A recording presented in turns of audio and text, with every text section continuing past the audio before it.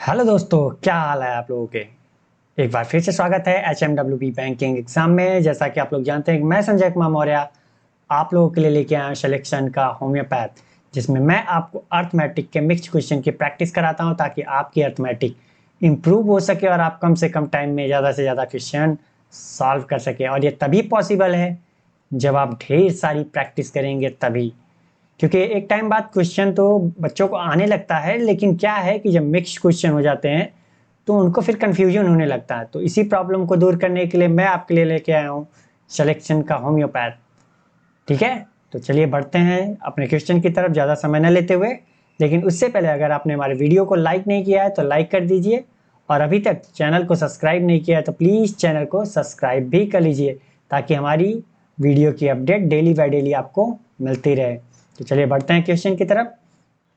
और आज का हमारा पहला क्वेश्चन है ये, आप इसे पढ़िए और वीडियो रोक करके सॉल्व भी करने की कोशिश कीजिए। मैं यही कहूँगा आपसे कि आप पढ़िए ज़रूर, एक बार दो बार तीन बार क्वेश्चन को पढ़िए और वीडियो रोक करके सॉल्व भी करने की कोशिश कीजिए, ताकि आपको पता चले कि आप गलती कहाँ करते हो, कहाँ नहीं करनी है आपको। क्योंकि मैंने हर बार आपसे यही कहा है कि आपको तीन चीज़ें क्वेश्चन में पता होनी चाहिए कि क्वेश्चन में दिया क्या है, पूछ क्या रहा है और करना कैसे है। करने का मतलब यह है कि बेसिक से करना है या शॉर्ट ट्रिक्स करना है, ये क्वेश्चन पढ़ते ही आपको आ जाना चाहिए। और ये तभी पॉसिबल है जब आपने ढेर सारी प्रैक्टिस कर रखी होगी तब। अगर आपने प्रैक्टिस कर रखी होगी तो आपका जो है स्पीड इंप्रूव हो चुका होगा, और क्वेश्चन पढ़ते ही आपको पता चल जाता है कि कैसे करना है। ठीक है, तो आप पढ़िए, फिर सॉल्व करने की कोशिश कीजिए, फिर मैं बताता हूँ इसे करना कैसे।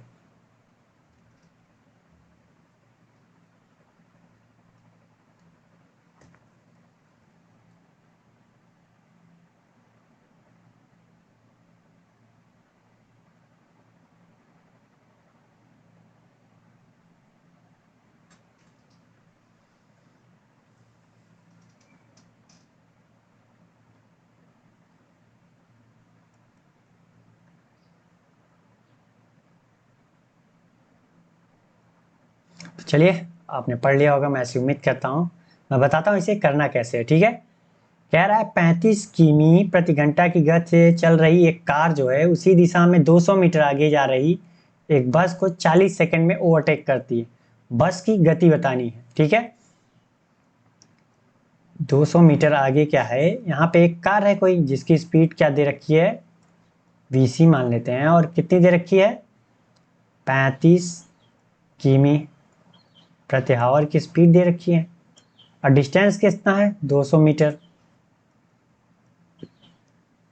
कार और बस के बीच की जो डिस्टेंस है वो कितनी है, 200 मीटर। आगे एक बस जा रही है जिसकी मैं स्पीड मान लेता हूँ VB। ठीक, VB बराबर x किमी प्रति आवर मान लेता हूँ।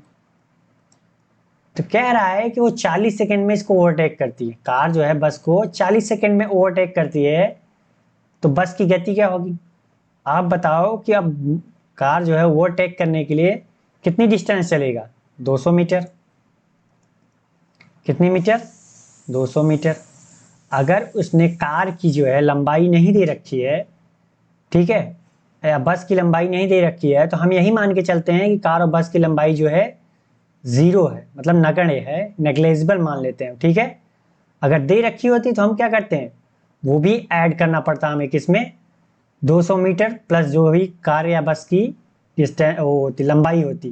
जैसे हम ट्रेन में करते थे ना, ट्रेन में क्या करते थे, जब दो ट्रेनें आपस में एक दूसरे को, जब दो ट्रेन एक ट्रेन दूसरे को ओवरटेक करती थी तो हम क्या करते थे, ट्रेन एक्स और वाई का क्या है, दोनों की लंबाई क्या करते थे, जोड़ देते थे। तो वहां पे क्या है, ट्रेन की लंबाई भाई कुछ ना कुछ तो होती थी। लेकिन यहाँ पे हम जब न दिया जाए तो हम कार और क्या करते हैं, बस की लंबाई नेग्लेजिबल, मतलब नगण्य मान लेते हैं। ठीक है, कह रहा है टाइम कितना लग रहा है, 40 सेकंड। इनकी रिलेटिव स्पीड कितनी होगी, रिलेटिव स्पीड कितनी होगी, रिलेटिव स्पीड किसकी स्पीड, कौन ओवरटेक कर रहा है, कार। तो कार में से क्या करेंगे, बस की स्पीड को हम घटा देते हैं। ठीक, ये किमी प्रति आवर में है। अब आप सोच रहे होंगे कि कार में से बस की गति घटाया क्यों हमने, जोड़ भी तो सकते थे, लेकिन घटाया इसलिए कि आप मान लीजिए यहाँ पे बस जा रही है ये, और ये हमारी कार है। अगर मान लीजिए अगर ये 5 किमी प्रति घंटे की स्पीड से जा रही है और ये भी 5 किमी प्रति घंटे की स्पीड से जा रही है, तो क्या कभी एक दूसरे को ओवरटेक कर पाएंगे? नहीं कर पाएंगे। अगर मान लीजिए ये 5 किमी की स्पीड से जा रही है और हमारी कार जो है वो 10 किमी की स्पीड से जा रही है, 10 किमी प्रति घंटे की स्पीड से जा रही है, और बस जो है 5 किमी प्रति घंटे की स्पीड से जा रही है, तो क्या होगा? ये 5 जो है ये 1 घंटे में 5 किलोमीटर जाएगी, और ये 1 घंटे में कितनी जाएगी? 10 किलोमीटर। मतलब क्या हुआ कि 5 किलोमीटर तो कम हुआ ना उनके बीच की दूरी 1 घंटे बाद। तो इसीलिए हम क्या करते हैं, रिलेटिव स्पीड में अगर एक ही दिशा में चल रहे हैं तो क्या करते हैं, जिसकी स्पीड कम होगी, जो ओवरटेक करेगा उसमें से पहले वाले की स्पीड घटा देते हैं। ठीक है, तो यहाँ कार ओवरटेक कर रही है तो हमने क्या किया, बस की स्पीड को घटा दिया। ठीक है, अब हमें पता ही है क्या होता है, v बराबर स्पीड बराबर क्या है, डिस्टेंस अपॉन टाइम। डिस्टेंस कितनी है, स्पीड हमारी कितनी है, 35 माइनस एक्स, कितनी है, 35 माइनस एक्स। किमी प्रति घंटा में है तो हमें क्या करना है, मीटर पर सेकंड में, तो 5/18 से हमने क्या किया, गुणा कर दिया मीटर पर सेकंड में। डिस्टेंस कितना है, मीटर में है, 200 मीटर ओवरटेक करना है। और टाइम कितना लग रहा है, 40 सेकंड। सॉल्व कर लेते हैं, 4 पंचे 20, 5 आ गया, 5 से 5 कैंसिल, तो 35 माइनस एक्स बराबर, ये 18 का गुणा इधर हो जाएगा तो कितना हो जाएगा, 35 माइनस एक्स बराबर 18। तो एक्स का मान कितना आ गया हमारा, 17, इसमें मीटर पर सेकंड में, क्योंकि हमने क्या किया था, मीटर पर सेकंड में चेंज किया था तो हमारा क्या आ गया, मीटर पर सेकंड आ गया। तो हमारा कौन सा आंसर सही है, ए वाला। ठीक, तो समझ में आ गया होगा आपको ये कि आया कैसे। तो चलिए बढ़ते हैं अगले क्वेश्चन की तरफ। और अगला क्वेश्चन हमारा ये, आप इसे पढ़िए, वीडियो रोक करके सॉल्व करने की कोशिश कीजिए, फिर मैं बताता हूँ इसे करना कैसे है। ठीक है, लेकिन आप इसे पढ़िए जरूर ध्यान से, जितना ध्यान से आप पढ़ेंगे, मैंने बताया ना 3 चीज़ें आपको पता हो जाएंगी कि दिया क्या है, पूछ क्या रहा है और करना कैसे है। ठीक है, ये 3 चीज़ें अगर आपको पता हो गई तो आप क्वेश्चन को आसानी से सॉल्व कर सकते हो। ठीक, तो आप पढ़िए, फिर मैं बताता हूँ इसे करना कैसे।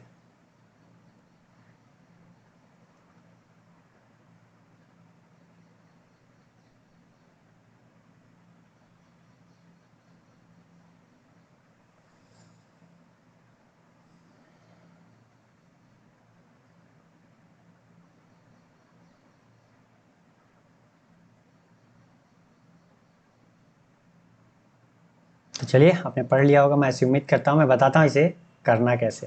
कह रहा है 1 से 40 लोगों की एक टीम किसी कार्य को 40 दिनों में पूरा कर सकती है। 25 दिन बाद उन्हें एहसास होता है कि केवल 40% कार्य ही पूरा हुआ। कार्य को समय पर पूरा करने के लिए अब और कितने लोगों की आवश्यकता होगी? जाहिर सी बात है कि 40 दिन में 140 लोग मिलकर के टोटल कार्य करते हैं, लेकिन बाद में 25 दिन बाद ये पता चलता है कि 40% ही कार्य हुआ।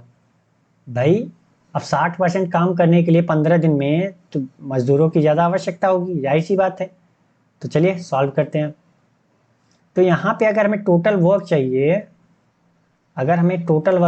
तो हमें क्या क्या चाहिए, टोटल वर्क के लिए हमें क्या क्या चाहिए, इफिशियंसी एंड टाइम।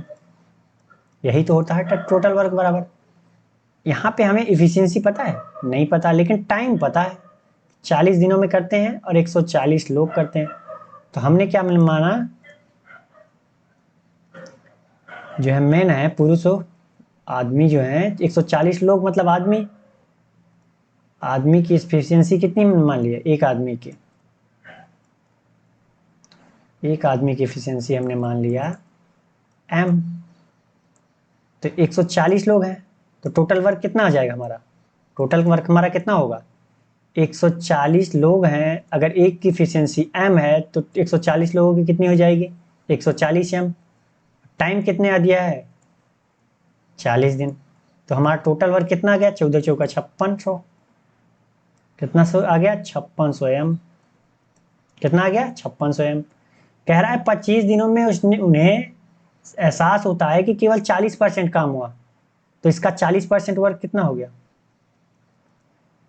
40% वर्क कितना होगा, 5600 का 40% कितना होगा भाई?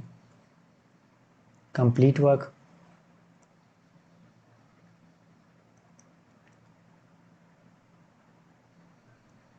कंप्लीट वर्क कितना? 40%। तो इसका 40% कितना होगा? 40% फ्रैक्शन में चेंज करने के लिए हमने क्या किया? 100 से भाग दे दिया। 1 2 1 2।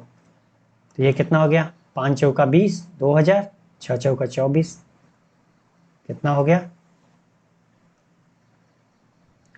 2240। 5 चौका 20, 6 चौका 24, 56 दूना 112 दूना 224। कितना हो गया? 240 कंप्लीट हो गया ये। लेकिन बचा कितना है रिमेनिंग हमारा? रिमेनिंग वर्क बचा कितना है?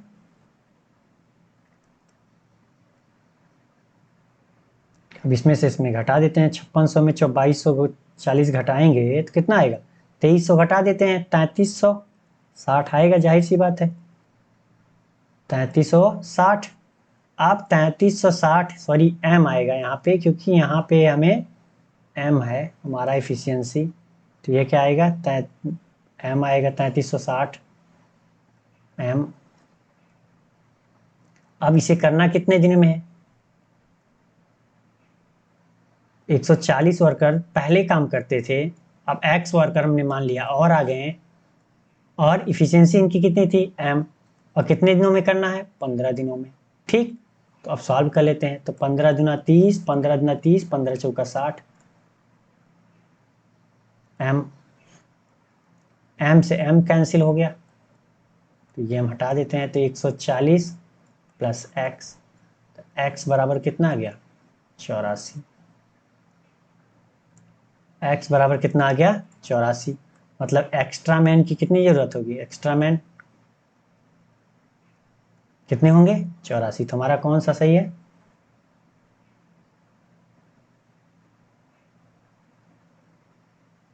तो ये हमारा जो है वे, इसमें कोई ऑप्शन नहीं है, तो इसका मतलब ये है गलत। कोई है, कुछ गड़बड़ हो गया है। तो हमारा जो है ये 84 मान लीजिए, F 84।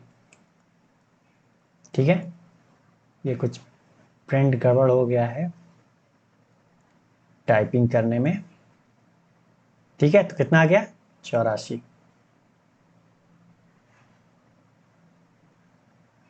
तो समझ में आ गया होगा आपको। यहाँ पे आप सीधे सीधे ये भी कर सकते थे कि 40% वर्क हो रहा है तो 60% करना है, तो कितने का? 5600 का 60% निकाल लेते, 3360 आता, जो कि हमें करना कितने दिन में।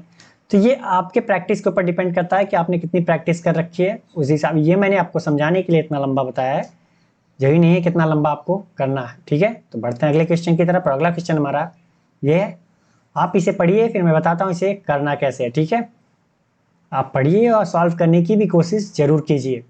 जितना सॉल्व करने की कोशिश करेंगे उतना ही आपके लिए अच्छा है।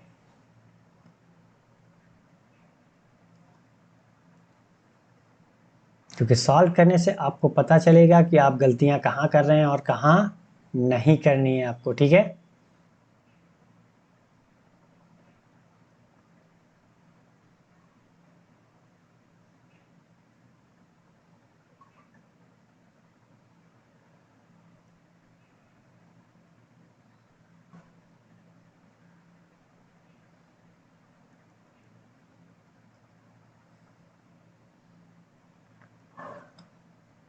तो चलिए, आपने पढ़ लिया होगा, मैं ऐसी उम्मीद करता हूँ। मैं बताता हूँ इसे सॉल्व कैसे करना है। कह रहा है एक परीक्षा में 27 छात्रों के औसत अंक 85 थे। बाद में यह पाया गया कि एक छात्र के अंक गलती से 17 की जगह 71 दर्ज कर लिए गए। तो वास्तविक औसत अंक क्या था? एक हम बेसिक मेथड से जानते हैं, दूसरा शॉर्ट ट्रिक थे, शॉर्ट देख लेंगे। ठीक है, तो बेसिक में क्या होता है कि अगर हमें एवरेज मार्क्स चाहिए तो हम क्या करते थे? Sum of total marks, sum of total marks. सारे अंक हम क्या करते थे? जोड़ देते थे और नंबर ऑफ स्टूडेंट देख लेते थे, भाग देते थे, तो कितना मिल जाता था? हमें एवरेज मार्क मिल जाता था। तो अगर हमें सम ऑफ टोटल मार्क निकालना है तो हमें क्या करना पड़ेगा? टोटल मार्क्स चाहिए तो हमें क्या करना पड़ेगा भाई, एवरेज में नंबर ऑफ स्टूडेंट से गुणा करना पड़ेगा, इसका गुणा इधर करना पड़ेगा ना, इसका गुणा इधर करना पड़ेगा। तो कितना है एवरेज मार्क्स हमारा, कितना है 85, सॉरी 85 है, स्टूडेंट कितने हैं 27, तो हमारा टोटल मार्क्स कितना आ गया 7 5 35, 10 8 7 56, 10 66, 3 69, 6 8 2 16, 6 22, कितना है 2250, 95 मार्क्स है टोटल हमारा। बाद में यह पाया गया कि एक छात्र के अंक गलती से 17 की जगह 71 दर्ज किया गया, तो ये गलत वाला था, रॉन्ग वाला, ये क्या था रॉन्ग वाला मार्क्स। तो राइट वाला क्या होगा, राइट मार्क्स का होगा हमारा 2295 में से क्या करेंगे हम, जो गलत था उसे हम क्या करेंगे घटा देते हैं, तो 17 की जगह 71 दर्ज हो गया, तो मतलब 17 हमारा सही था लेकिन 71 वाला हमने गलती से जोड़ दिया, तो 71 घटा के 17 जोड़ दिया हमने। तो अब हमारा कितना गया 2295, यहाँ पे कितना हो जाएगा 54, 54 घटा देते हैं तो कितना आएगा यहाँ 2200, 4 1, कितना हो जाएगा 2241। अब हमें एवरेज निकालना है तो हमें क्या करना पड़ेगा, सम ऑफ टोटल मार्क्स, अब ये राइट वाला निकालना है तो sum of total marks right वाला लिख दिया अपॉन नंबर ऑफ स्टूडेंट,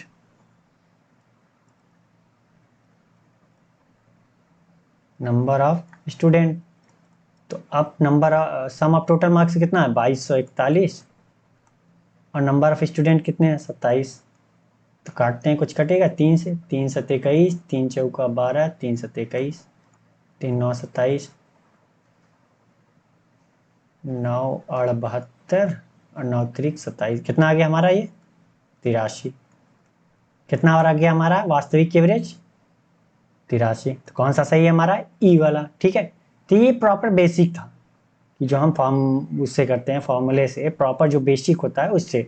अगर हम शॉर्ट में देखना चाहें तो शॉर्ट में कैसे करते हैं, शॉर्ट में क्या है कि इसका एवरेज दे रखा है, कितना है एवरेज दे रखा है कितना 85 था, बाद में क्या हुआ कि 17 की जगह क्या हो गया 71 दर्ज कर लिया गया, तो 17 हम क्या करते हैं 17 जोड़ देते हैं और 71 हम क्या करते हैं घटा लेते हैं, क्योंकि जो गलत था हमने घटा दिया, जो सही था वो जोड़ दिया।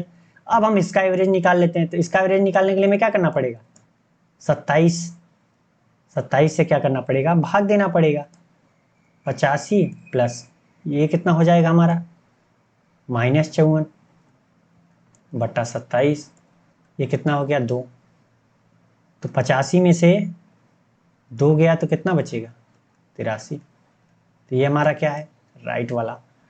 तो ये हमारी जो मेथड था वो शॉर्ट था कि हमने जो नंबर कम या ज़्यादा हुआ उसी का हमने क्या किया एवरेज निकाल लिया।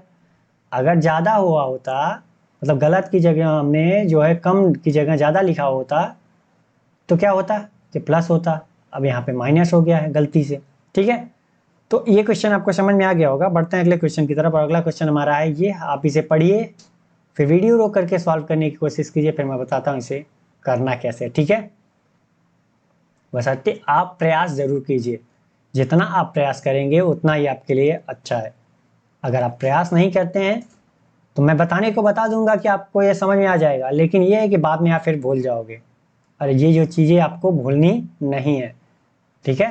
तो आप करिए फिर मैं बताता हूँ इसे करना कैसे।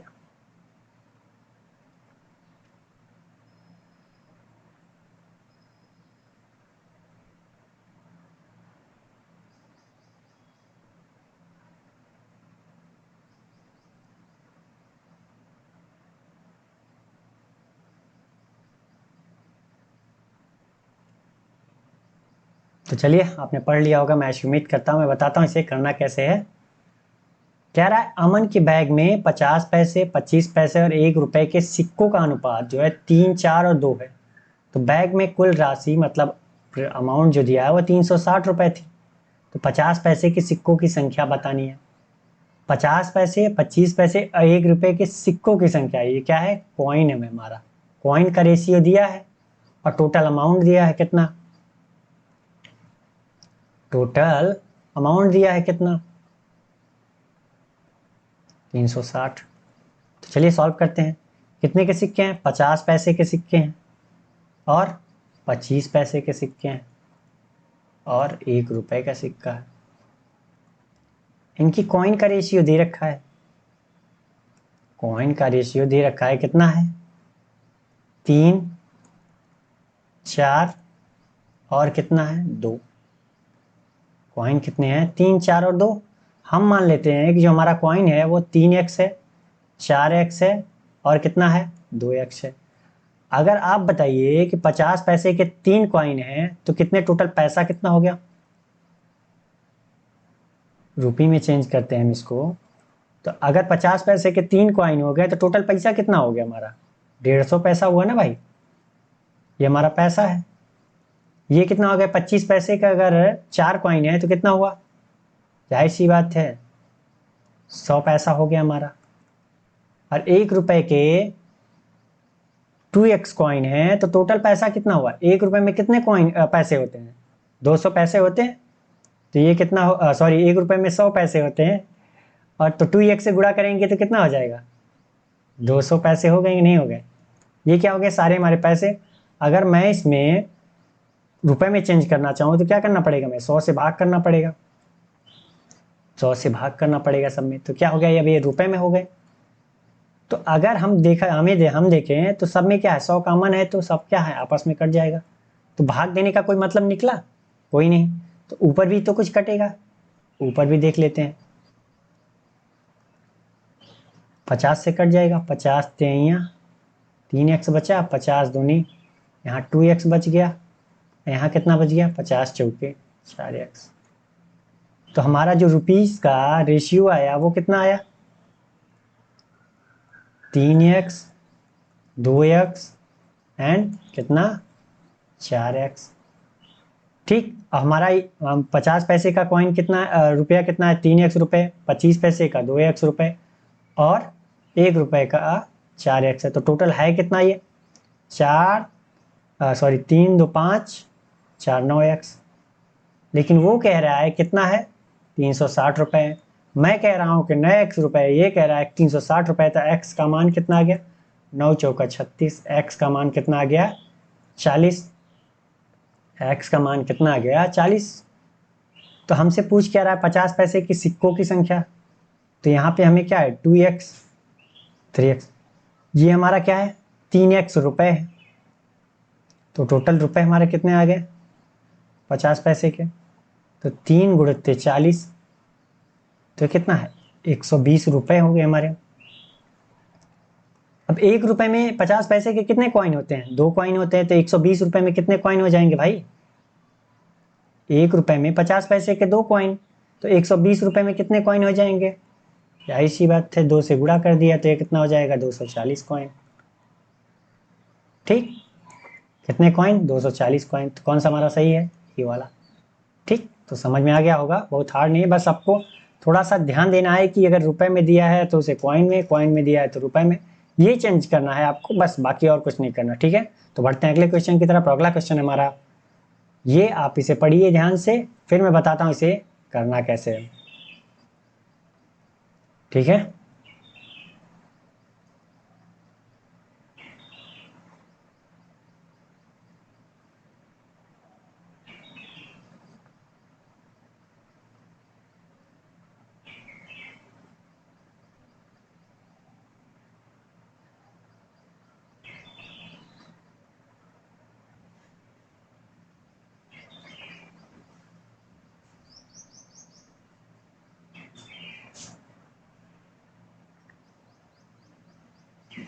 तो चलिए आपने पढ़ लिया होगा ऐसे में, मैं उम्मीद करता हूँ। मैं बताता हूँ इसे करना कैसे। कह रहा है एक उत्पादन को 2 क्रमिक छूट, एक उत्पाद है, कोई प्रोडक्ट है, उसको 2 क्रमिक छूट दी जाती है, 12.5% और 14.28% देने के बाद उसे क्या होता है, तब भी 25% के लाभ पर बेचा जाता है। तो उत्पादन का अंकित मूल्य उसके लागत मूल्य से कितने प्रतिशत अधिक है। तो मैंने कहा है ना कि छूट वाले को क्या है, जो प्रॉफिट एंड क्या नाम है, जो परसेंटेज में दिया रहे, हम उसको क्या करते हैं कि उसको रेशियो में चेंज करते हैं और रेशियो में ही सारा खेल खेलते हैं ताकि क्वेश्चन हमारा जो है आसानी से सॉल्व हो सके। तो आप बताओ कि छूट किस पे दी जाती है? मार्क प्राइस पे। अगर आप कभी गए होंगे मॉल में, जाहिर सी बात गए होंगे ही, मॉल में गए होंगे, तो आप छूट किस पे मांगते हैं? वहां पे जाते हैं कि जिस पे प्राइस टैग लगा होता है कि हाँ इतने का है, 600 का है, 800 का है, उस पे लिखा होता है कि 10% छूट मिलेगा। तो प्राइस टैग पे मतलब मार्क प्राइस पे ही तो छूट मिलती है हमें। तो छूट किस पे मिलती है? मार्क प्राइस पे। और छूट देने के बाद दुकानदार जो बेचता है उसे क्या कहते हैं? वो सेलिंग प्राइस। दुकानदार मार्क प्राइस पे छूट देता है और बेचता किस पे? सेलिंग प्राइस पे। छूट देने के बाद जो वो पैसा हम देते हैं दुकानदार के लिए, क्या है? वो सेलिंग प्राइस है। ठीक, तो ये रेशियो किसका है? Mark price and selling price का। तो कह रहा है कि 12.5% का छूट देता है। मतलब कहने का 12.5% का मान कितना होता है? 1/8। मतलब अगर हमारी मार्क प्राइस 8 रुपये 8 है, तो 12.5% का छूट देने के बाद बेचेगा कितने में? वो 7 में। जाहिर सी बात है, 12.5% छूट मतलब क्या? कम कर दिया। तो 8 का सामान कितने में बेचा? 7 में। लेकिन उसने एक और छूट दी, 14.28। तो 14.28% का मान कितना होता है?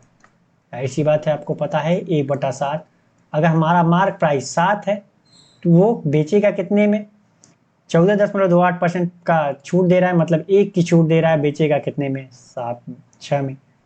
तो 7 का सामान 6 में बेचेगा। हम देख लेते हैं टोटल कितना उसने छूट डिस्काउंट दिया। तो ये 7 से 7 कैंसिल, यहाँ पे 2 चौका 8, 2 तिया 6। कहने का 4 का सामान उसने कितने में बेचा? 3 में। ये हमारा mark price and selling price का रेशियो आ गया। इतना तो समझ में आ गया होगा। ठीक है, अब आगे कह रहा है कि देने के बाद 25% का लाभ होता है। लाभ कब होगा भाई? Selling price and cost price का रेशियो होता है। अगर 25% का मान कितना होता है? आपको पता है कि 1/4। ठीक, 1/4 होता है। अगर हमारी कॉस्ट प्राइस 4 है तो 25% का लाभ कमाने के लिए उसे कितने में बेचना पड़ेगा भाई? 25% का लाभ कमाने के लिए उसे कितने में बेचना पड़ेगा? 1 अधिक में। 4 से 1 अधिक मतलब 5 में बेचना पड़ेगा। तो 5 में बेचा और सामान हमारा कितने का था? 4 का। ठीक, ये दोनों एक ही वस्तु के लिए बात हो रही है, यहाँ पे भी यहाँ पे भी। तो यहाँ पे हमारा सेलिंग प्राइस कितना है? 3। यहाँ पे सेलिंग प्राइस हमारा कितना है? 5 है। कितना है? 5 है। तो अब हमें क्या करना पड़ेगा भाई? मर्ज करने के लिए इनको सेलिंग प्राइस इनका क्या करना पड़ेगा? बराबर करना पड़ेगा। तो हम क्या करते हैं, 5 का गुणा इधर अगर कर दें तो ये 15 हो जाएगा, और 3 का गुणा हम इधर कर दें तब भी ये 15 हो जाएगा। तो दोनों क्या हो जाएंगे? आपस में बराबर हो जाएंगे। लेकिन हमें रेशियो बराबर रखने के लिए अगर हम यहाँ 5 का गुणा करते हैं 3 में, तो हमें 4 में भी 5 का गुणा करना पड़ेगा। तभी तो हमारा जो है रेशियो हमेशा 4-3 का बरकरार रहेगा। अगर हम यहाँ 3 का गुणा करते हैं तो हमें यहाँ भी 3 का गुणा करना पड़ेगा। अब हमारा कितना आ गया SP एंड CP? यहाँ पे आ गया 15 एंड 12, और यहाँ पे कितना आ गया? 20 एंड 15। अब देखा जाए तो सेलिंग प्राइस 15-15 बराबर है। अब हम मर्ज कर देते हैं, mark price, selling price and cost price. Mark price हमारा 20 और 15 सेलिंग प्राइस, और कॉस्ट प्राइस कितना? 12। तो आगे हमसे पूछ रहा है कि उत्पाद का अंकित मूल्य उसके लागत मूल्य से कितने प्रतिशत अधिक है। उसका मार्क प्राइस जो है इसके कॉस्ट प्राइस से कितना अधिक है? उसके कॉस्ट प्राइस से कितना अधिक है? 8 अधिक है। तो परसेंटेज में पूछ रहा है हमसे, 8 अधिक है किससे? कॉस्ट प्राइस हमारा 12 है, 12 से 8 अधिक है। तो अगर परसेंटेज में चाहिए तो क्या करना पड़ेगा? 100 से गुणा करना पड़ेगा। तो 4 दूनी 8, 4 तें 12, 2 गुणते 100/3। तो इसका मान कितना होता है? 33.33। तो ये कितना हो जाएगा? 66.66% आ गया हमारा। तो हमारा कौन सा आंसर सही है? डी वाला। तो ये क्वेश्चन जितना मैंने लंबा किया उतना आपको करना नहीं, बस ये इतना करना था, इतना करना था, बराबर करके मर्ज ना भी करते क्योंकि यहाँ पे तो बराबर हो गया। तो यहाँ तो सीधा देख लेते हैं 12 से 8 ज़्यादा, तो इतना नहीं करने की ज़रूरत है जितना मैंने किया। आप 2 लाइन में कर सकते हो, लेकिन उसके लिए आपको प्रैक्टिस करनी पड़ेगी ढेर सारी। तो समझ में आ गया होगा मैं कहना क्या चाह रहा था और समझाना क्या चाह रहा था आपको। तो आपको समझ में आ गया होगा। बढ़ते हैं अगले क्वेश्चन की तरफ। और अगला क्वेश्चन हमारा ये, आप इसे पढ़िए, वीडियो रोक करके सॉल्व करने की कोशिश कीजिए, फिर मैं बताता हूँ इसे करना कैसे। लेकिन अगर सॉल्व नहीं करना चाहते हैं तो कोई बात नहीं, लेकिन पढ़िए क्वेश्चन को ध्यान से जरूर। जितनी बार आप क्वेश्चन को पढ़ेंगे उतना ही आपके लिए अच्छा है, क्योंकि एग्जाम में जो है क्वेश्चन ही नहीं समझ में आता है कि दिया क्या है और पूछ क्या रहा है। अगर ये चीज़ें आपको समझ में आ जाती हैं आसानी, तो सॉल्व करने में कोई दिक्कत होगी ही नहीं।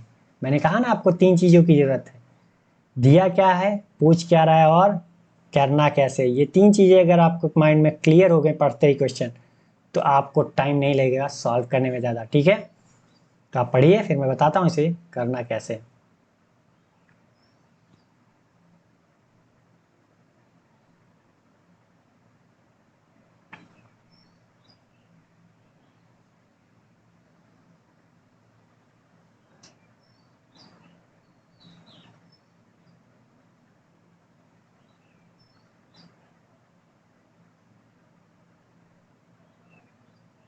तो चलिए, आपने क्वेश्चन पढ़ लिया होगा, मैं ऐसी उम्मीद करता हूँ। मैं बताता हूँ इसे सॉल्व कैसे करना है। कह रहा है, एक दुकानदार ने एक कंपनी से 8,000 रुपए की कुर्सियां खरीदी। उसने कुर्सियों का 1/4 भाग 15% नुकसान पर बेच दिया। अब उसे अपनी शेष कुर्सियां किस प्रतिशत लाभ पर बेचनी चाहिए, ताकि उसे न तो लाभ हो और न हानि हो। तो कितना है cost price, total cost price कितनी है? 8,000 की वो खरीद के लाया, 8,000 रुपए की। हम मान लेते हैं कि एक कुर्सी की कीमत कितनी है। एक कुर्सी की कीमत 1 रुपए है। वैसे 1 रुपए में तो आजकल टॉफी भी नहीं मिलती है, लेकिन मैंने माना है भाई, मानने को तो कुछ भी मान सकते हैं कि हमारे पास करोड़ों है, अरबों है। ठीक है, तो एक कुर्सी की कीमत 1 रुपए है, तो टोटल कुर्सी उसके पास कितनी है? 8,000 कुर्सी है, और जिसकी कीमत भी क्या है? 8,000। जिसका कह रहा है 1/4, इसका 1/4 कितना होगा? 2,000। जाहिर सी बात है, 2,000 कुर्सी वो क्या कर रहा है? 15% के नुकसान पे बेच रहा है, 15% के लॉस पे बेच रहा है। तो 15% का मान कितना होता है? 15% का मान होता है 3/20। भाई 100 से ये कर देंगे, ये 15 हटा दिया, 15% का मान, तो ये कितना होगा? 5 3 15 20, यही तो आया है। तो कह रहा है कि 15% के नुकसान पे अगर हमारा कॉस्ट प्राइस इतना है, तो 15% के नुकसान, सॉरी 15% के नुकसान मतलब 3 के नुकसान पे बेच रहा है, तो बेचेगा कितने पे? वो बेचेगा कितने पे? 17 पे। तो हमारा selling price and cost price का रेशियो कितना आ गया? 20 और 17। खरीद के लाया था कितने में? 2,000 में। और बेचा कितने में? बेचा कितने में? 1,700 में।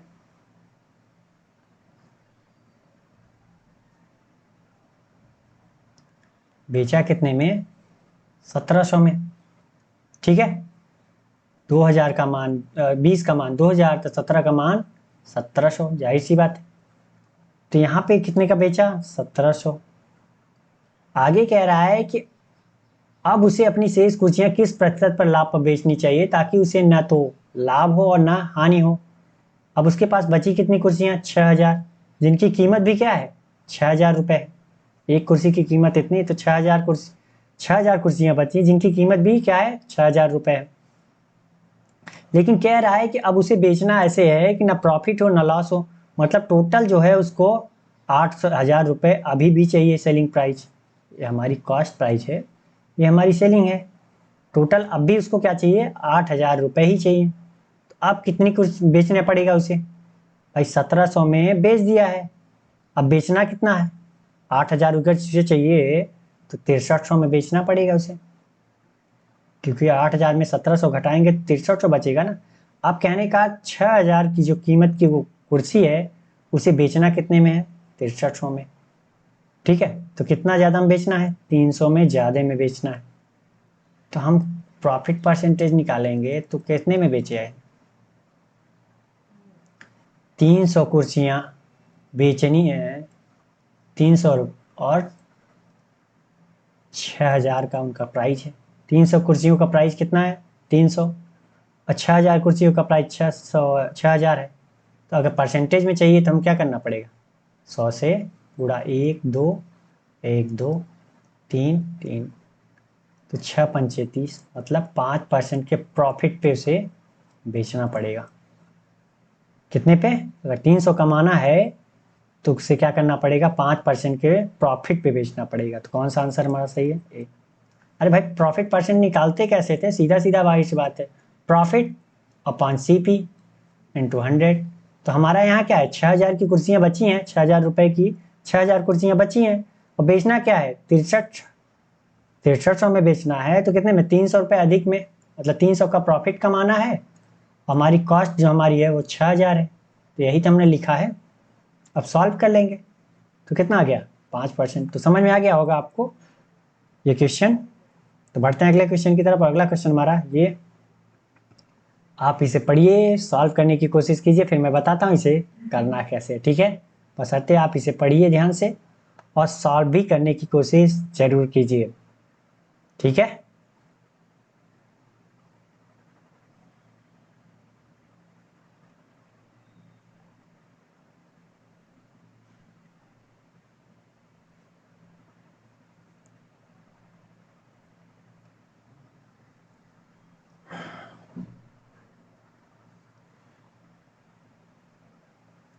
तो चलिए, आपने पढ़ लिया होगा, मैं ऐसी उम्मीद करता हूँ। मैं बताता हूँ इसे सॉल्व कैसे करना। कह रहा है एक आयत का परिमाप उस वर्ग के परिमाप से 12 मीटर अधिक है। आयत का परिमाप क्या होता है? फॉर्मूला तो पता ही होगा।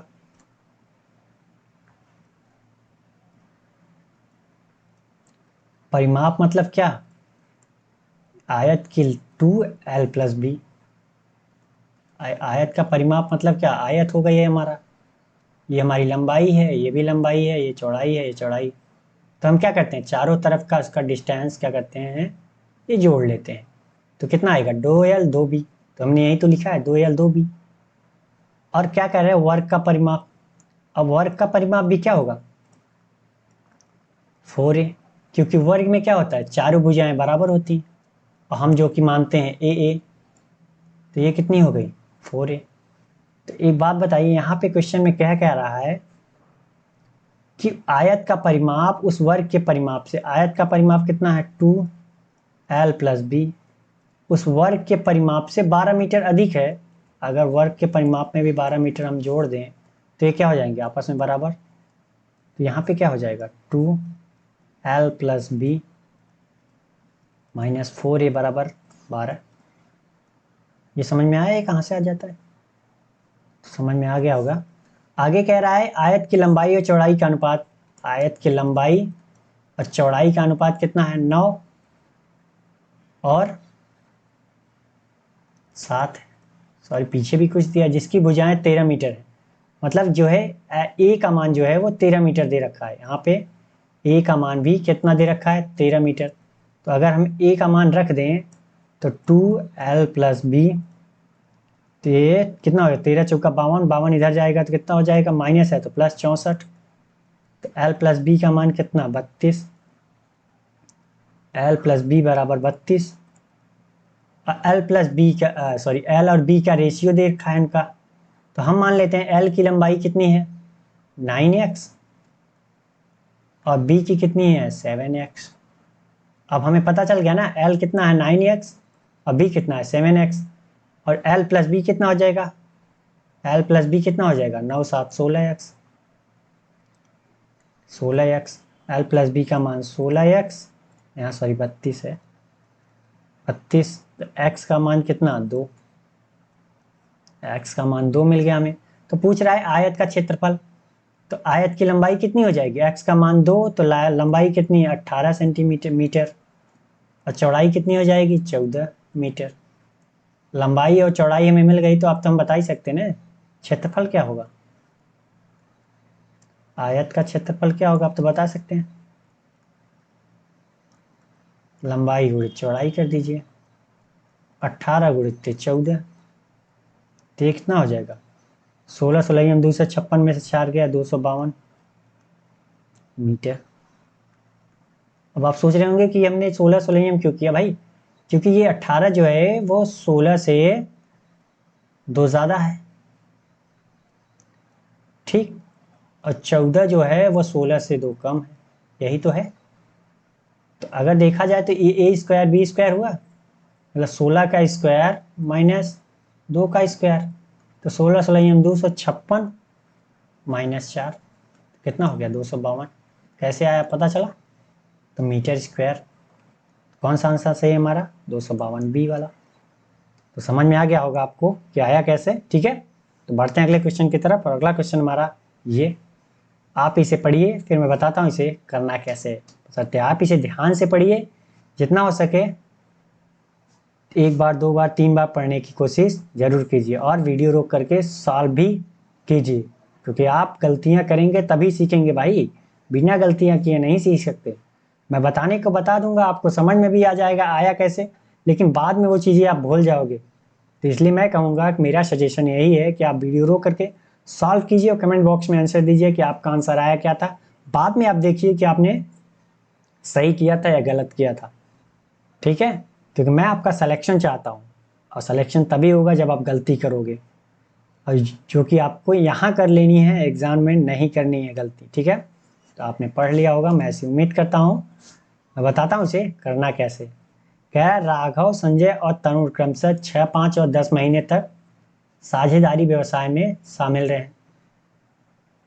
एक उन्होंने व्यवसाय किया जिसमें उन क्या किया कि 6 और 5 और 10 महीने के लिए क्या किया, शामिल रहे। यदि राघव और संजय दोनों तरुण से 25% कब लाभ प्राप्त किया, दोनों का लाभ जो है किससे, तरुण से 25% कम है। तो राघव का निवेश संजय और तरुण के संयुक्त निवेश का कितना प्रतिशत था। तो चलिए 25% का मान आप जानते हैं कितना होता है, 1/4, इतना तो आपको पता ही है। तो चलिए राघव को हमने मान लिया कितना R, संजय को S और तरुण को T। तो इनका प्रॉफिट का रेशियो कितना है,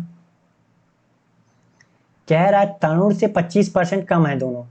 तरुण का अगर 4 है तो 25% कम मतलब 1 कम। तो तरुण अगर 4 है तो संजय और राघव कितने हैं, 3 3 है। 25% कम मतलब 1 कम, 3 3 है। तो हमें क्या मिल गया, प्रॉफिट। और अगला क्या है हमारा, टाइम का इन्होंने दे रखा है 6 5 और कितना 10 महीने। अगर आप एक बात बताइए, अगर हम इसको साल में चेंज करना चाहें, ईयर में चेंज करना चाहें, 12 से भाग देंगे सब में, 12 से भाग दिया तो देखिए तो सब में कॉमन है, तो क्या हो जाएगा, कट जाएगा। तो 12 से भाग देने का कोई मतलब निकला हमारा, नहीं। और प्रॉफिट बराबर आपको पता होता है कि क्या होता है, इन्वेस्टमेंट इनटू टाइम का मल्टीप्लाई होता है। इसी रेशियो में तो हम क्या करते हैं, प्रॉफिट को डिवाइड करते हैं, ठीक। अगर हमें इन्वेस्टमेंट चाहिए तो प्रॉफिट में क्या करना पड़ेगा, टाइम से भाग देना पड़ेगा। प्रॉफिट का रेशियो हमें पता है और टाइम का रेशियो हमें पता है। टाइम का रेशियो हमने निकाल लिया ना, 6 महीने 5 महीने और 10 महीने, तो हमने निकाल लिया, कुछ नहीं कट रहा है। तो हम क्या करेंगे, अगर इसको भाग दे दें, यहाँ भाग दे दिया प्रॉफिट में टाइम से, तो हमारा क्या आ गया, इन्वेस्टमेंट का रेशियो आ गया। तो ये कितना हो जाएगा, 1/2। यहाँ पे कुछ नहीं, यहाँ पे कितना आएगा, 2/5। तो यहाँ कितना मिल गया हमें, 1/2। यहाँ कितना मिला, 3/5। यहाँ कितना मिल गया, 2/5। तो इनका एलसीएम ले लेते हैं, 2 5 और 5 का एलसीएम कितना होगा, 10। अब 10 का गुणा कर देते हैं हम, 10 का अगर हम गुणा कर दिया सब में, तो कोई फर्क नहीं, क्योंकि जो क्रिया हम कर रहे हैं वो सब में कर रहे हैं, ऐसा नहीं है कि किसी एक में कर रहे हैं। अगर सब में करते हैं तो उनके रेशियो में कोई फर्क नहीं आता है। तो यहाँ कितना आ गया, 2 पंचे 10, 5 दूनी 10 और 5 दूनी 10। यहाँ कितना हो गया, 5। इनका रेशियो कितना, 3 दूनी 6 और इसका 4। RST का रेशियो कितना आ गया, किसका, इन्वेस्टमेंट का, इतना। तो हमसे पूछ क्या रहा है, राघव का निवेश संजय और तरुण के निवेश का कितना प्रतिशत है। तो हमारा राघव कौन सा है, 5। 5 जो है वो किसका, संजय और तरुण के निवेश का। संजय और तरुण का निवेश कितना है, संजय और तरुण का निवेश कितना है, 10। भाई 6 4 10 और परसेंटेज में चाहिए कितना है, तो 100 से हम क्या करते हैं, गुणा कर देते हैं। एक जीरो से एक जीरो कैंसिल, तो कितना है, 50%। कितना है, 50%। कौन सा हमारा सही है, सी वाला। ठीक, तो समझ में आ गया होगा कि आया कैसे। बढ़ते हैं अगले क्वेश्चन की तरफ, और अगला क्वेश्चन हमारा ये, चलिए आप इसे करिए, फिर मैं बताता हूँ इसे करना कैसे। अभी इस टाइप का क्वेश्चन मैंने अभी पीछे ही कराया है, तो आप इसे ट्राई जरूर कीजिए, फिर मैं बताता हूँ इसे करना कैसे है। ठीक है, लेकिन ट्राई आप जरूर कीजिए, क्योंकि यहीं आपको पता चल जाएगा कि आपने पिछले क्वेश्चन में क्या सीखा है। अगर आपने कर लिया है तो मतलब आपने सीखा है, नहीं किया है तो आपने सिर्फ देख करके उसे इग्नोर कर दिया है, जो कि आपको नहीं करनी है।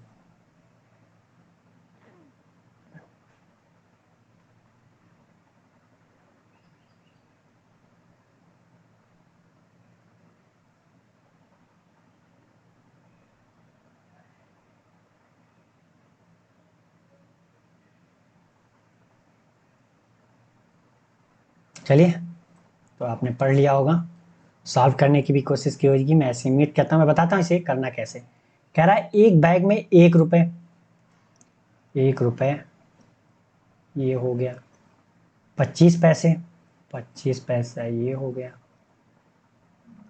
20 पैसा, 20 पैसा ये हो गया, कि कुल जो है 885 कॉइन है। ये कॉइन दे रखा है हमारा। यदि सभी 1 रुपए के सिक्कों का कुल मूल्य 25 पैसे के सिक्के का कुल मूल्य और 20 पैसे के सिक्कों के कुल मूल्य का अनुपात 675 है। मतलब कहने का अर्थ ये क्या दिया है, मूल्य मतलब क्या, रुपये का रेशियो दे रखा है कितना, 6, 7 एंड 5। वहां पे पहले क्वेश्चन में क्या दिया था उसने, कॉइन का दिया था, यहाँ रुपये का दिया था। और यहाँ क्या दिया है, कॉइन का टोटल हम दे रखा है कि टोटल कॉइन कितने हैं। तो हमें क्या करना पड़ेगा, रुपये को अब क्या करना पड़ेगा, कॉइन में चेंज करना। तो कॉइन में चेंज करने के लिए आप बताइए कि हम मान लेते हैं कि जो रुपये हमारा 675 के रेशियो में है, तो 1 रुपए का जो है 6x रुपए है, 25 पैसे का 7x रुपए है, और 5 जो है सॉरी 20 पैसे का वो 5x रुपए है। हमें अब पता चल गया ना कि 6x रुपए है ये 1 रुपए का सिक्का, 7x 25 पैसे का सिक्का, और 5x जो है वो 20 पैसे का सिक्का रुपए में है। तो अगर आप बताओ कॉइन कितना होगा, 1 रुपए का कॉइन 6x रुपए में कितना होगा, जाहिर सी बात है 6x ही होगा। आप बताओ कि 25 पैसे का कॉइन 7x रुपए में कितना होगा। 1 रुपए में कितने कॉइन होते हैं, 25 पैसे के 4। 1 रुपए में अगर 25 पैसे के 4 कॉइन है, तो 7x रुपए में कितने हो जाएंगे, 28 कॉइन हो जाएंगे, जाहिर सी बात है। और 1 रुपए में 20 पैसे के कितने कॉइन होते हैं, 5 कॉइन होते हैं, तो 5x रुपए में कितने हो जाएंगे, 25x कॉइन हो जाएंगे। अब हमें क्या मिल गया, ये कॉइन का रेशियो मिल गया, 6, 28 और 25। टोटल कॉइन कितने हैं, टोटल कॉइन कितने हैं हमारे, 6, 28 और 25। 28 6 34 और 25 कितना हो गया, 59। 59x टोटल कॉइन है, लेकिन वो कह रहा है कि हमारे पास कितने हैं, 885 कॉइन है। तो x का मान यहाँ कितना आ जाएगा, 15 नवैया 105 और 15 पचे 75, 15 नवैया 135 सॉरी। तो ये कितना जाएगा, 15 बार जाएगा। तो x का मान हमारा कितना आ गया, x का मान हमारा कितना आ गया, 15। तो हमसे पूछा क्या है, तो बैग में 1 रुपए के कितने सिक्के हैं, तो 1 रुपए के कितने सिक्के हैं, 6x सिक्के हैं। तो 6 का तो 6 रहने देते हैं, x का मान हमें पता है कितना, 15। तो 15 छक्का 90 कॉइन हो गए 1 रुपए के, कितने, 90 कॉइन। तो हमारा कौन सा सही है, बी। तो आपको हमेशा ये याद रखना है कि जो टोटल दे रखा है उसने क्या दे रखा है और रेशियो क्या दे रखा है, हम क्या करते हैं उसी में उसको चेंज कर देते हैं। और चेंज करने का प्रोसेस मैंने दोनों आपको बता दिया है, ठीक है। तो समझ में आ गया होगा। बढ़ते हैं अगले क्वेश्चन की तरफ। अगला क्वेश्चन हमारा है ये, आप इसे पढ़िए, फिर मैं बताता हूँ इसे करना कैसे। बशर्ते आपको इसे ध्यान से पढ़ना है, वीडियो रोक करके सॉल्व भी करनी है, ठीक है। फिर मैं बताऊंगा इसे करना कैसे। अगर आपसे आता है तो ठीक है, नहीं आता है तो भी कोई बात नहीं, मैं तो हूँ बताने के लिए, ठीक। लेकिन मैं यही कहूँगा कि आप ट्राई ज़रूर कीजिए।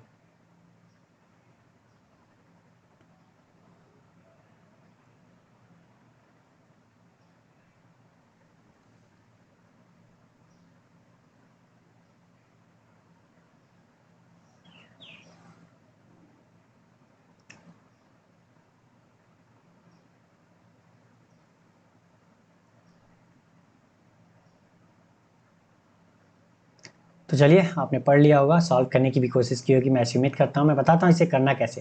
कह रहा है एक दुकानदार ने एक वस्तु को 5800 रुपये में बेचा और उसे हानि हुई। यदि उसने उसे उस वस्तु को 7300 रुपये में बेचा होता तो उसका लाभ जो है हानि की जो राशि है का दुगना होता। तो हम मान लेते हैं कि हमारी जो कॉस्ट प्राइस थी वो कितनी थी, हमने x रुपये में खरीदा था। तो दो चीज़ें कह रहा है कि एक बार वो कितने में बेच रहा है, SP1 जो है 5800 रुपये में बेच रहा है, जहाँ पर उसे क्या हो रहा है, लॉस हो रहा है। तो लॉस कितने का हो रहा है, तो हमारी कॉस्ट प्राइस ज़्यादा, लॉस कब होता है, जब हमारी कॉस्ट प्राइस ज़्यादा और सेलिंग प्राइस कम होती है। तो यहाँ पे हमारा लॉस कितने का हो रहा है, x माइनस 5800, ठीक है। तो लॉस कितने का हो रहा है, इतने का। आगे कह रहा है यदि उसने उस वस्तु को 7300 में बेचा होता, कॉस्ट प्राइस तो सेम है हमारी, अब सेलिंग प्राइस हमारी चेंज हो गई, SP2 हो गई। कितने में बेच रहा है, 7300 में। तो क्या हो रहा है, अब उसे प्रॉफिट हो रहा है। तो प्रॉफिट कब होगा, जब सेलिंग प्राइस ज़्यादा और कॉस्ट प्राइस कम होगा, तो एक्स। तो यहाँ पे उसने बोला है कि उसका लाभ जो है हानि की राशि का दुगना होता है। लाभ जो है हानि की राशि का दुगना होता, ये दुगना है इसका लॉस का। अगर मैं इसमें 2 से गुणा कर दूं तो ये क्या हो जाएंगे, आपस में बराबर हो जाएंगे, ठीक। अब प्रॉफिट हमें पता है कितना है, 7300 माइनस एक्स, और लॉस कितना है, 2x माइनस 5800। अब सॉल्व कर लेते हैं, ये कितना हो गया, 7300 माइनस एक्स, इधर कितना हो जाएगा, 2x, 58 दूना 116, 11600, इसको 11600 को 73 की तरफ और x को इधर लाते हैं, तो ये कितना हो जाएगा, 3x। और 73 और 16 कितना होता है, 73 16 कितना, 189 00।